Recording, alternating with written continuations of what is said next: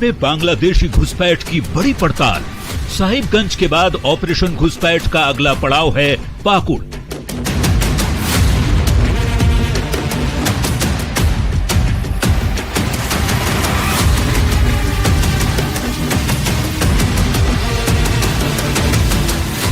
आज अपनी इस पड़ताल में हम आपको सरहद के उस छोर तक लेकर चलेंगे जहां से घुसपैठ की कहानी की शुरुआत होती है। पर उससे पहले दिखाएंगे वो नदी जो घुसपैठियों को हिंदुस्तान तक लेकर आती है।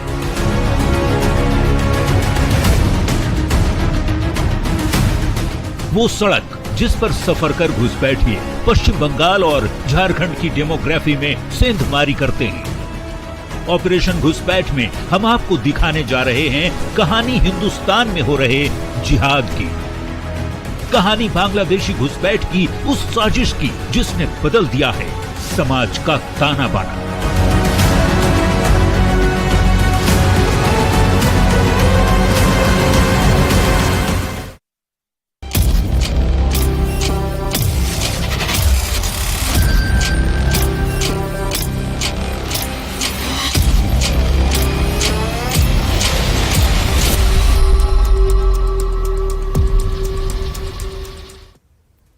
नमस्कार, जौहर झारखंड देख रहे हैं आप। मैं हूं शुभी मिश्रा आपके साथ। और ऑपरेशन घुसपैठ के पहले एपिसोड में हमने आपको दिखाया था कि किस तरह झारखंड के साहिबगंज में घुसपैठ का खतरनाक खेल खेला जा रहा है। पर घुसपैठ की साजिश सिर्फ साहिबगंज तक ही सीमित नहीं है। झारखंड का ही एक और जिला पाकुड़ भी घुसपैठियों की जद में आता जा रहा है। कैसे घुसपैठी अंतर्राष्ट्रीय बॉर्डर को पार कर पश्चिम बंगाल को लांघते हुए पाकुड़ तक पहुंचते हैं, देखिए हमारी इस खास पड़ताल में।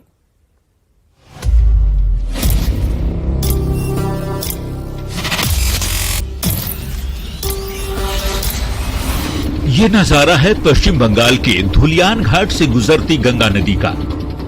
इंटरनेशनल बॉर्डर को चीरते हुए गंगा बांग्लादेश में घुसती है। सीमा के उस पार आते ही गंगा पद्मा नदी कहलाने लगती है।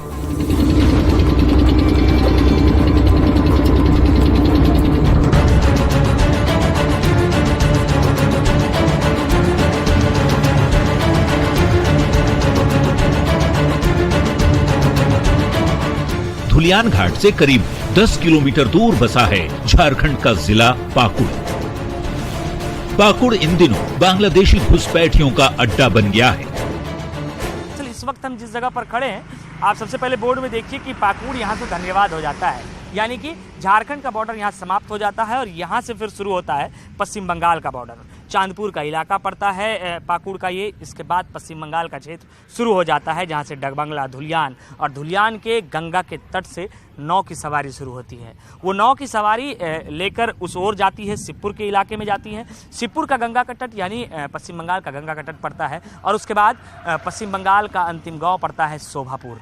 शोभापुर इंटरनेशनल बॉर्डर होता है जहां भारत बांग्लादेश के साथ अपना सीमा साझा करता है। पूरा रास्ता आज हमको लेकर चलेंगे कि किस तरीके से पूरा रास्ता तय किया जाता है। यहां से आगे चलने के बाद हम आपको नाव की सवारी कर उस ओर भी ले जाएंगे।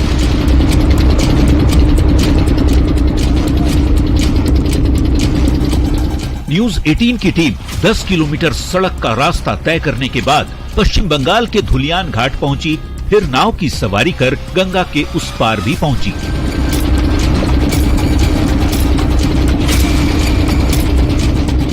गंगा के उस पार से जब इस पार आते हैं तो ये जो पश्चिम बंगाल का क्षेत्र पड़ता है, ये शिवपुर का क्षेत्र पड़ता है।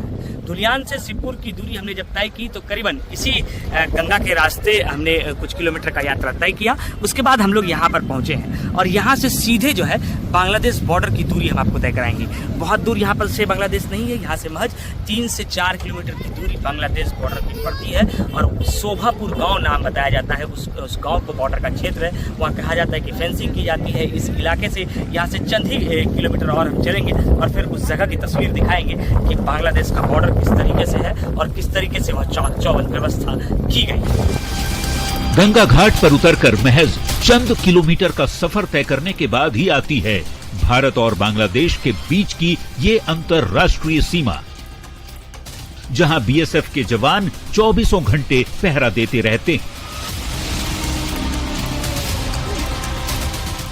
जिस जगह पर हम खड़े हैं यहाँ से गंगा की दूरी 5 किलोमीटर और उस गंगा से पाकुड़ की दूरी करीबन 13 से 14 किलोमीटर पड़ती है। धुलियान घाट पड़ता है, उस धुलियान घाट से पाकुड़ की दूरी 13 से 14 किलोमीटर पड़ती है और फिर वहाँ आकर घुसपैठी जो है वो बसने लग जाते हैं। और फिर आबादी और जनसंख्या की बात करें तो जिस तरीके से पाकुड़ और साहेबगंज के इलाके में हुआ है उसमें विस्फोट देखने को मिला है। न्यूज 18 के लिए पाकुड़ से संवाददाता गौरव झा की रिपोर्ट।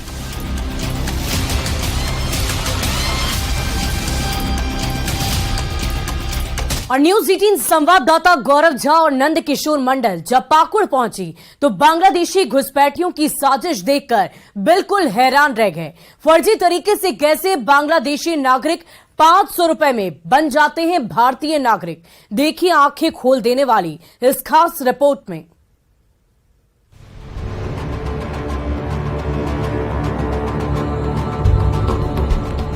पाकुड़ का झिकरहटी गांव बांग्लादेशी घुसपैठियों का अड्डा बन चुका है। वो सरहद पार कर यहां आते हैं और फर्जी प्रमाण पत्र बनवाकर यहां के बाशिंदे बन जाते हैं।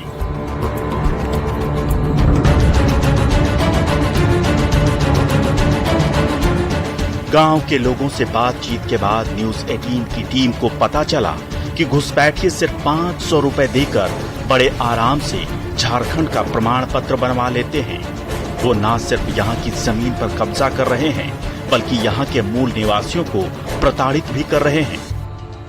ये जो केस किए हैं उसमें बांग्लादेशी का उल्लेख किया गया 2 व्यक्ति पर। तो क्या उन लोग के पास कोई डॉक्यूमेंट नहीं है? डॉक्यूमेंट्स नहीं है। अच्छा, तो आपको कैसे पता चला कि वो बांग्लादेशी है? बांग्लादेशी है, उसका सबूत कोई नहीं है तो बांग्लादेशी बोलेगा ना तो क्या बोलेगा। तो उसके पास आधार कार्ड वगैरह नहीं था? आधार कार्ड तो हाली जाली हुआ बना हुआ है। न्यूज 18 की टीम ने इस दावे की हकीकत जानने के लिए पड़ताल शुरू की।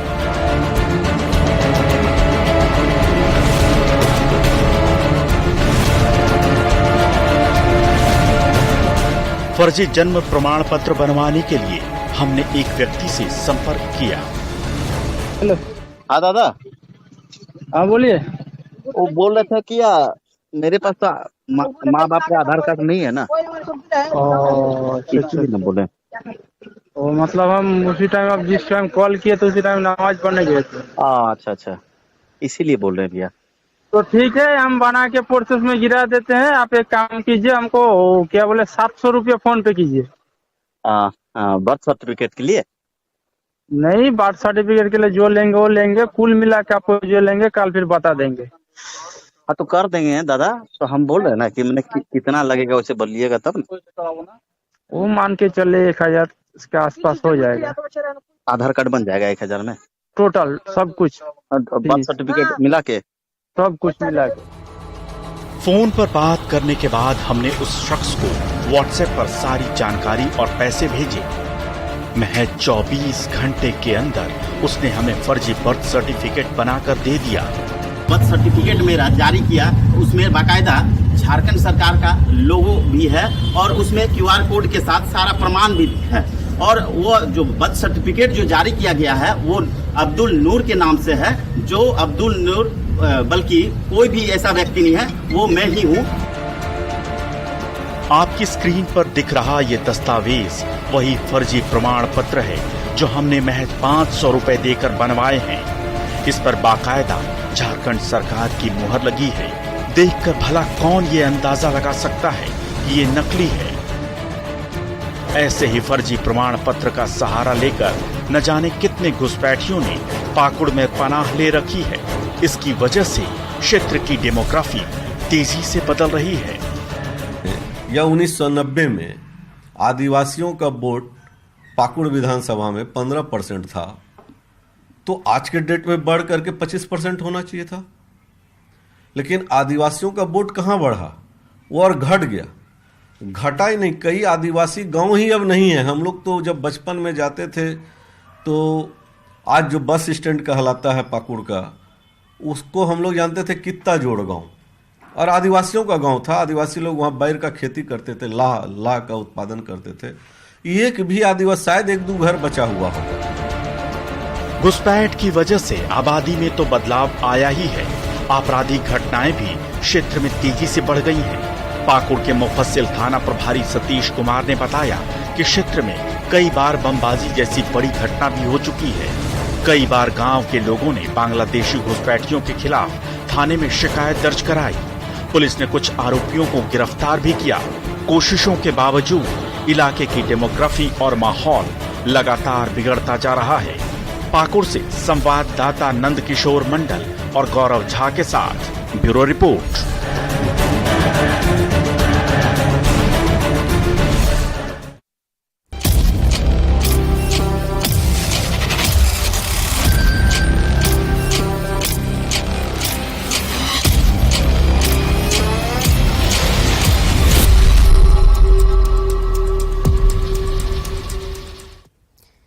वहीं संथाल में बांग्लादेशियों की घुसपैठ पर न्यूज 18 ने बहुत बड़ा खुलासा किया था। न्यूज 18 ने अपने खुलासे में बताया था कि संथाल में किस तरह डेमोग्राफी बदल रही है। बांग्लादेशी घुसपैठ कर झारखंड में अपना पांव पसार रहे हैं। बीजेपी के राष्ट्रीय अध्यक्ष जेपी नड्डा ने भी गिरिडीह की रैली में न्यूज 18 की खबर के जरिए बांग्लादेशी घुसपैठियों के मुद्दे को उठाया।